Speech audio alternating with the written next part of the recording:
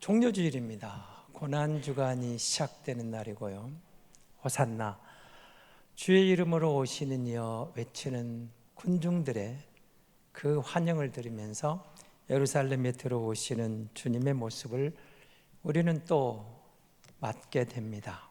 1년 전 이때 우리가 이 시간 주님을 같은 본문 복음서마다 약간씩 격 차이는 두지만 주님을 맞이하는 호산나 외치는 음성을 듣게 됩니다.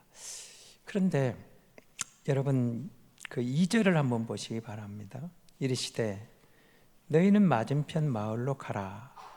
그리로 들어가면 곧 아직 아무도 타보지 않은 나귀 새끼가 매여 있는 것을 보리니 풀어 끌고 오라. 만일 누가 너희에게 왜 이렇게 하느냐 묻거든 주가 쓰시겠다 하라. 그리하면 즉시 이리로 보내리라. 여러분, 이 주님의 말씀을 듣고 있는 제자들은 어떤 생각을 했을까요? 여러분은 어떤 생각입니까? 이 나귀의 주인이 누군데 이런 말을 하는 걸까요? 마치 주님이 주인인 것처럼 당당하게 말을 합니다. 설명도 없어요. 그냥 가서 나귀 새끼가 있거든 풀어오는데 옆 사람 혹은 주인이 물어보면 그냥 이렇게만 대답하라는 겁니다. 주께서 쓰시겠다 하라. 그러면 두말하지 않고 보내줄 것이다. 그 말입니다. 여러분, 예수님이 자기 자신을 드러내는 것이 이제 여러분 요한복음 이야기를 몇 번 드렸죠. 에고 에이미 7가지를 서너 차례 말씀을 드렸습니다. 그때마다 주님이 하신 말씀을 여러분 다시 보시면 논쟁하지 않아요. 토론하지 않아요. 선언하는 거예요. 내가 누구다라고 말하는 겁니다. 내가 생명의 떡이구나. 내가 세상의 빛이다. 내가 양의 문이다. 나는 선한 목자다. 내가 부활이요 생명이다. 내가 곧 길이요 진리요 생명이다. 내가 참 포도나무다. 저들하고 토론하는 게 아니에요. 나는 누구야? 나는 이런 사람이야. 내가 길이야. 내가 진리야. 내가 생명이다. 무슨 말일까요, 지금? 주님이 7가지로 그렇게 말하면서 뭘 말씀하고 싶으신 걸까요? 내가 너의 주인이야. 내가 이 땅의 창조주야. 내가 이 땅의 주인이라고. 오늘 본문도 같은 의미입니다. 풀어오너라. 나귀 새끼가 있을 건데 사실은 그 나귀도 내 것이야, 이런 뜻이죠. 그 나귀의 주인마저도 내가 주인이야. 세상의 모든 것들이 내가 주인인 것을 알아야 돼. 그래서 매에 있는 나귀를 풀어오라 하면서도 당당하게 말씀하시는 거예요. 말씀하십니다. 물어보면 주가 쓰시겠다 하라. 그가 누구인지에 대한 설명이 없어요. 풀어오는데 가져오면서 물어보면 그냥 당당하게 말하는 거예요. 주인이 쓰신다는 거야. 그런데 놀랍죠? 그냥 그 말대로 반응을 보여요. 나귀 새끼를 풀 때 주인 없는 나귀가 어디가 있었겠어요? 당시 나귀면 그래도 저들에게는 상당한 가치 있는 자기 가산이었을 텐데.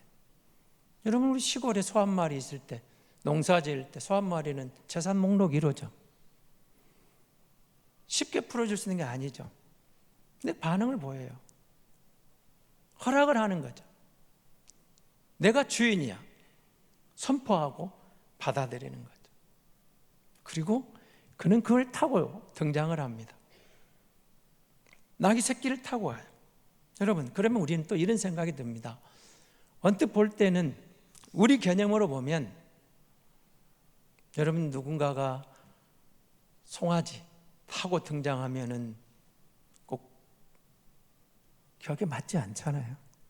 그것도 개선 장군이 오는데, 왕이 입장하는데, 왕이 들어오는데 송아지를 타고 온다? 좀 뭔가 이상한 것 같잖아요. 그런데 그걸 타고 당당히 들어오세요. 그것도 어떤 거예요? 나귀 새끼예요. 첫 열매예요. 아무도 탐오지 않는 나귀 새끼. 주님이 필요하신 건 항상 첫 열매를 요구하셨죠. 처음 것, 소중한 것. 이게 아닐 때 주님은 성전 문을 닫아버리라 하는 거죠. 말라기 선지서를 읽으시면서 주님이 하신 말씀 우리가 만나잖아요. 저는 것, 쓸모없는 것, 가치 없는 걸 가져오니까 주님이 누군가 저 성전 문을 좀 닫아버리라고 탄식하시잖아요. 그걸 갖다가 너희 관원들에게 줘봐라. 관원들이 어떤 반응을 보이겠느냐? 관원들마저도 자존심 상해서 안 받을 거 아니냐? 근데 그걸 만왕의 왕이란 하나님께 제물로 가져오는 거예요. 성이 없는 거죠. 마음이 없는 거죠. 중심에 없어요. 종교의식은 치르고 싶은데 마음은 가지 않아요. 마음은 내키지 않아요. 그런 형식적인 종교 생활만 하는 거죠. 그런데 주님은 나귀 새끼인데 이렇게 덧붙이는 거죠. 아무도 타보지 않은 나귀 새끼. 첫 열매예요. 처음 타는, 사람이 처음 타는 거예요. 첫 열매예요. 소중한 거예요. 그럼 우리가 주님 앞에 나와서 우리의 마음을 드립니다. 우리의 정성을 드립니다. 내 중심을 드립니다. 크고 작은 문제가 아니죠. 귀한 것으로 주님이 받으면 첫 열매를 주님께 드립니다. 그런 의미를 담고 있습니다. 자, 그럼에도 여러분, 왕이 등장하는데 나귀 새끼를 타고 오는 장면이 오늘 우리의 문화로서는 별로 좀 왠지 모르게 싱거운 모습 아닌가요? 사실 그러나 이 부분이 유대인 문화에서는 충분히 납득이 되는 그런 모습이었습니다. 사사기 10장 4절에 보면 당시 야일이라는 사람이 사사였는데요, 이렇게 기록을 합니다. 그에게 아들 30명이 있어 어린 낙이 30을 탔다, 이렇게 설명을 합니다. 무슨 말일까요? 사사 야일의 아이들이 30명 있는데 그들이 나귀 새끼를 타고 다녔다는 것은 그만큼 이 사사에게 고난이 있었다는, 권력이 있었다는 거죠. 그리고 재력이 있었다는 것을 상징적으로 말하는 거예요. 그러니까 힘 있는 사람 자제들이 자기 그 힘 있는 부모의 영향력으로, 재력으로, 권력으로 나귀 새끼 타는 것들이 상징적으로 통했다는 거죠. 그렇게 말을 하는 겁니다. 창세기 49장 유다 지파를 축복하시면서 어떻게 나오죠? 창세기 49장은 야곱이 12아들을 불러서 하나하나 축복해 가는 가운데 유다 자손을 축복하면서 이렇게 말을 합니다. 49장 11절입니다. 그의 나귀를 포도나무에 매며 그의 암나귀 새끼를 아름다운 포도나무에 맬 것이며 또 그 옷을 포도주에 빨며 그의 복장을 포도주에 빨리로다. 여러분 지금 설득 탁 이거 듣고 보면서도, 읽으시면서도, 보면서도, 들으면서도 뭐 개념이 잘 안 잡혀요. 그러나 이 속에는 이런 것이 담겨 있는 거죠. 나귀 새끼를 포도나무에 맨다. 그 말이 무슨 말일까요? 그만큼 포도나무가 많이 있다는 겁니다. 그만큼 나귀 새끼가 많이 있다는 겁니다. 그만큼 지금 뭔가가 번성해서 경제적인 여유가 있는 상황이에요. 다 나귀 새끼가 많아요. 그런데 이 나귀 새끼를 어디를 봐도 포도나무가 많아서 얼마든지 포도나무를 맬 수 있는 그런 나무가 흔하게 있다는 거죠. 포도나무가 번성해 있는 거예요. 무성한 거예요. 나귀 새끼가 많아요. 포도주에다가 빨래를 할 만큼, 포도즙에다가 빨래를 할 만큼 좀 풍요로운 상황을 이야기하는 거예요. 유다 자손을 축복하면서 그런 말을 하는 거죠. 그 후손들이 통치자, 좋은 통치자를 이어가면서 유다가 번성할 것이다, 부귀영화를 누릴 것이다, 풍요로울 것이다. 그때도 나귀 새끼를 언급하고 있는 거예요. 그러니까 유대인들 생각에 나귀 새끼를 타고 오는 것이 또 이렇게 인정을, 그런 문화에서는 좀 나름대로 납득이 됐던 거죠. 우리와는 좀 다른 개념으로 이해가 됐다는 사실입니다. 그러면서 이렇게 말합니다. 어린 나귀가 때로는 권력을 상징하기도 했고 풍요를 사용하기도 했다는 것이죠. 이 본문에 등장하는 스가랴 9장 9절 말씀을 인용했는데요, 이렇게 말합니다. 시온에 따라 크게 기뻐할지어다, 예루살렘에 따라 즐거이 부를지어다. 보라, 내 왕이 임하시나니 그는 공의로우시며 구원을 베푸시며 겸손하여서 나귀를 타시나니 나귀의 작은 것 곧 나귀 새끼니라. 이게 나귀 새끼를 타는 사람이 누구예요? 이스라엘의 통치자죠. 왕이에요, 왕. 그가 말을 타는 제국의 통치자가 아니라 나귀를 타고 등장하는 거죠. 그러면서 하나님은 새끼 나귀를 타고 등장하는 예수 그리스도를 통해서 지금 이들에게, 우리에게 뭘 말씀하고 싶으셨을까요? 제국의 왕, 말을 타고 마차를 타고 등장하는 저들과 비교되는 나귀 새끼를 타고 오시는 예수 그리스도, 그를 통해서 우리가 하고 싶은 말이 있는 거죠. 그들과는 다른 공의로우신 왕을 소개하고 있는 겁니다. 평화의 왕을 말합니다. 힘으로 등장하지 않습니다. 무력으로 등장하지 않습니다. 칼을 들고 창을 가지고 억압하는 왕이 아니고 공평하게 다스릴 왕인 것을 말해주는 거죠. 공의롭다. 여러분이 느끼는 세상은 공의로운 세상입니까? 지금 여러분의 삶이 아니라 여러분의 피부에 와닿는 것은 공평한 세상입니까? 무력으로, 힘으로 지배하는 사회는 공평함이 아니죠. 공의로움이 없습니다. 치우칩니다. 돈에 의해서, 권력에 의해서, 아빠 찬스, 엄마 찬스, 뭐 그런 찬스에 의해서 밀려나는 사람들은 억울한 거죠. 공정함을 요구하는 거죠. 공정한가? 공의로운가? 그런데 그가 평화의 왕으로 다가오시면서 나는 공의로운 왕이라는 거예요. 적어도 그가 다스리는 사랑, 그 통치, 그 지배 아래서는 억울한 사람이 없을 것이다. 그런데 그게 어떤 세상이에요? 그의 공의로운 왕, 평화로움이 어떻게 오는 겁니까? 사람들이 호산나를 외쳐요. 여호와를 찬양하라. 주님의 이름으로 오시는 이여 호산나. 앞에 갑니다. 주님이 지금 가운데 새끼 나귀를 타고 가요. 뒤에 따른 무리가 외칩니다. 호산나. 그 다음에 무슨 말이 나왔어요? 10절을 보십시오. 찬송하리로다. 우리 조상 다윗의 이 나라여 가장 높은 곳 호산나 이렇게 하더라 말합니다. 저들이 기대하는 게 호산나 속에 지금 뭐가 포함되어 있다는 겁니까? 다윗의 나라예요. 다윗의 나라. 다윗의 왕국이에요. 우리가 소망하는 다윗의 왕국, 드디어 그 나라가 오면 우리는 로마의 압제로부터 벗어날 것이고 다윗의 나라, 우리가 그렇게 존경하고 사모하는 다윗 왕국, 주변 나라로부터 억압받는 그들의 통치 아래서 우리가 핍박받는 그런 민족이 아니고 당당히 주권을 가지고 오히려 저들을 다스리고 통치할 수 있는 다윗의 왕국 환영하는 거예요. 드디어 그 나라가 온 줄 알았어요. 호산나, 우리 조상 다윗의 왕국이요. 근데 주님이 이렇게 말하는 거죠. 너희가 호산나를 외치며 다윗의 왕국을 맞이하느냐? 내가 너에게 주는 날은 호산나에 대한 저들의 외침에 대해서 주님이 이렇게 답을 하시는 겁니다. 내가 가는 나라는 십자가라는 거예요. 호산나에 대해 이렇게 말씀하시는 거죠.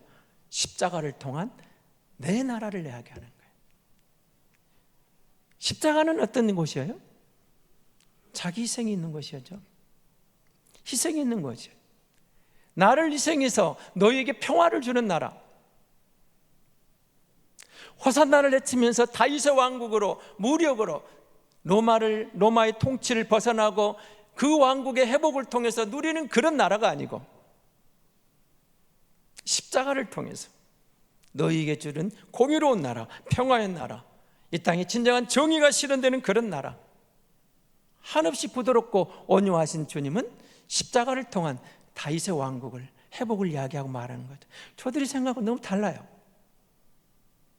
여러분이 갖고 있는 신앙은, 믿음은 어떤 것들인데요? 내 생각에, 내 경험에, 내가 그것에 갇혀버리면 이들과 같은 우를 범할 수 있는 거죠. 주님이 말한 십자가를 이해를 못하니까 잘 아시는 대로 유대 관원들은, 종교 지도자들은 아무도 주님을 맞아들일 수가 없었던 거예요. 인정할 수가 없었던 거죠. 그래서 십자가에 못 박아 버리는 거죠. 그가 약속하신 평화의 왕이 왔는데, 공의를 실현하는 왕이 왔는데 이해를 못하는 거죠. 그가 왔습니다. 나귀 새끼를 타고 예루살렘 입성을 합니다. 평화의 왕이 왔습니다. 어떤 평화입니까? 우리 영혼을 구원하는 평화에 왔습니다. 여러분, 우리는 좋은 지도자를 원하면서 흔히 말하면 선거 때마다 뭘 요구해요? 경제 대통령입니다. 잘 살게 해주라는 거. 그럼 그 속에 뭐가 있을까요? 우리 눈에 보이는 것, 육체적인 평강입니다. 잘 먹고 잘 살았으면 좋겠어. 몸 건강했으면 좋겠어.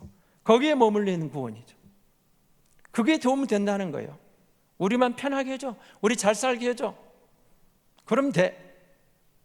그런데 이 왕은 우리 육체의 구원뿐만 아니라 영혼의 구원까지도 완전한 구원을 이루시는 왕이라는 거죠. 십자가를 통한 구원에게는 그런 것이죠. 예수님이 선한 목자다 말하고 할 때는 그 양을 불러서 육체의 구원뿐만 아니라 영혼의 구원까지 기대하지 못했던 영생의 선물을 주고 계시는 거죠. 예수님이 구원자랑을 선포하고 있는 거죠. 나귀 새끼를 타고 오신 그가 진짜 평화의 왕이라는 거예요. 그가 없이는 우리의 진정한 평화가 없다는 거죠. 평화의 왕이 오셨다. 우리의 생각에 갇혀있는 그런 평화가 아니고 완전한 평화, 모두에게 오는 공의로운 평화, 정의가 실현되는 것, 진정한 구원, 너 육체의 구원, 그것이 전부가 아니고 근본적인 문제 해결할 수 있는 내 영혼의 구원, 너의 중심에 네 영혼의 그 갈급함을 완전하게 채워주고 너에게 진정한 평강이 넘쳐흐르는 평화의 샘, 평화를 줄 수 있는 그 평화의 왕이 지금 여기 왔다는 거죠. 그런데 어떻게 해요? 십자가를 통해서. 그냥 가는 거예요. 십자가를 향하여, 골고다를 향하여 주님이 걸어가시는 거죠. 육신의 문제만이 아니에요. 영혼의 문제까지예요. 영생의 비밀이 여기 있다는 거예요. 그가 참된 생명이라는 거예요. 예수님이 이 구원자라는 거죠. 영육간의 완전한 구원을 이루시려 그가 평화의 왕으로 들어왔다는 겁니다.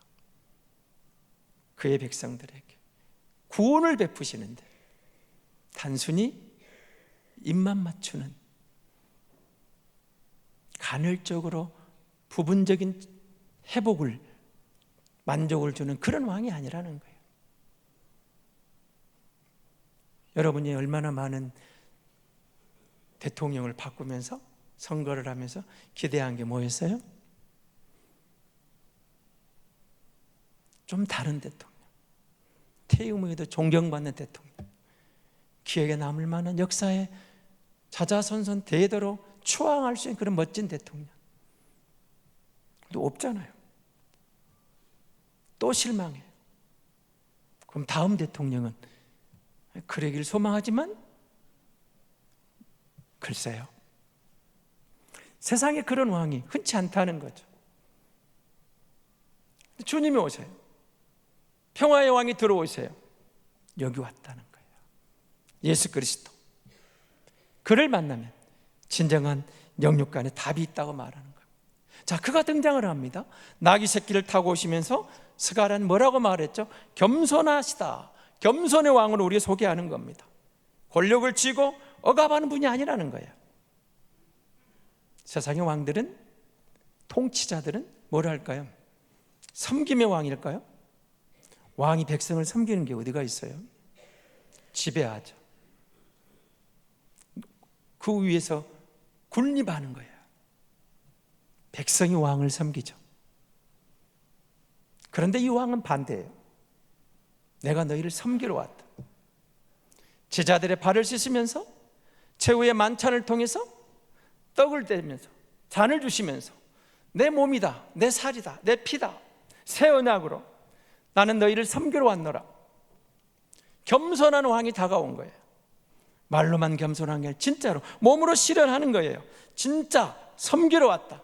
힘의 논리로 너희를 억압하고 지배하고 착취하러 오는 왕이 아니고 나는 평화의 왕이다. 너희를 섬기러 왔노라. 내가 죽기까지 십자가에 헌신함으로, 희생함으로 나를 보내신 그 아버지께 순종함으로 자신을 온전히 희생해서 너희의 생명을 구하고 너희를 섬기러 왔다. 그렇게 말하는 거죠. 겸손의 왕이에요. 여러분, 섬김에 대한 이야기입니다. 어떻습니까? 예수 믿으면서 우리가 누군가를 섬긴다는 것, 누군가가 나를 통해 힘을 얻습니다. 누군가가 나 때문에 살아납니다. 누군가 나 때문에 다시 일어섭니다. 주님이 우리를 살린 것처럼 우리는 그런 사람들이라는 거죠. 누군가를 위로하고 누군가를 이해해주고 배려해주고 살리는 사람, 죽이는 사람이 아니라는 거예요. 섬김의 왕입니다. 겸손의 왕입니다. 끝까지 그는 이 일을 감당하기 위해서 겸손하게 나귀 새끼를 타고 예루살렘에 들어오고 계시는 거죠. 예수님이 나귀 새끼를 타고 예루살렘에 들어오신 것은 예루살렘을 향한 여러분 야곱으로부터 앞선 모든 믿음의 선조로부터 흘러내려온 유다 지파의 축복했던 것, 예언됐던 것 지금 성취하고 계시는 거죠. 주님이 이뤄놓으신 평화의 길입니다. 그리고 우리 시대를 향한 주님이 이렇게 말하는 거죠. 다시 우리가 종료주의를 맞이하면서 호산나를 부를 때 주님은 우리에게 뭐라고 말씀하고 계시는 건가요? 십자가를 잊지 말라고 말하는 겁니다.